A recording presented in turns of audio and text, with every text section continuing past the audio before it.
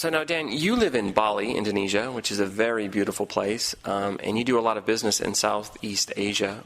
Why do you think Southeast Asia is a good place to do business? Well, one of the primary reasons is the lifestyle.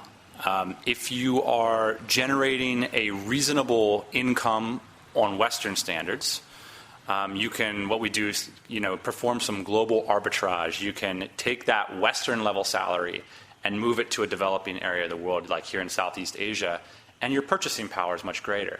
So if you're selling products in a higher valued economy like Germany, and you're living in Vietnam, you're going to be able to experience a much higher lifestyle, and we call that concept arbitrage.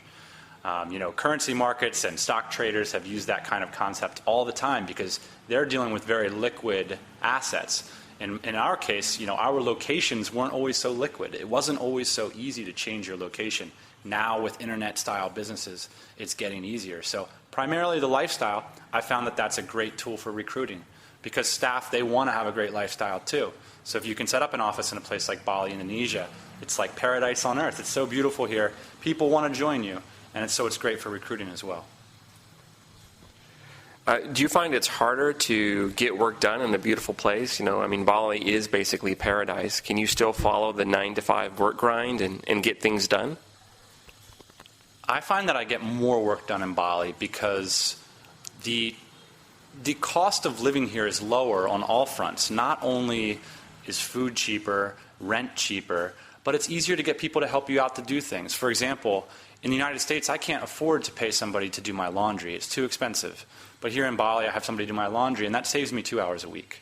Simple things like that start to add up. It's a very relaxed and healthy place that helps me focus on work. I have a lot of friends that live in New York City, for example, and they spend so much time traveling on the train, making money to afford living there. And I see that as a much more stressful, difficult environment to really be productive and creative. Here in Bali, I have no problems focusing on my work. So what kind of work schedule do you follow? Like, do you work every day? Do you work like 8 hours straight? Do you work at night? Because you're dealing with different time zones, people all around the world. You said your market is mainly in the States.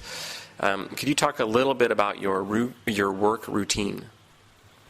Sure. It's actually defined by what I feel like my biorhythms are. To use a really colloquial phrase, car guys in the United States use this term called torque band. And that's when your engine is the strongest. At what time is your engine the strongest? And for me, that's 7 to 11 in the morning and 7 to 11 in the evening. And right now it's sort of 2:30, 3 p.m. This is generally a time that I would relax. I would close my computer, I would get in the pool, I'd meet with some friends, maybe take a walk, listen to some podcasts, and relax until dinner time. After dinner time, have a coffee and continue working. So it's primarily, for me, that just seems to be when I'm most creative, and I have no idea why. Sounds like a nice life.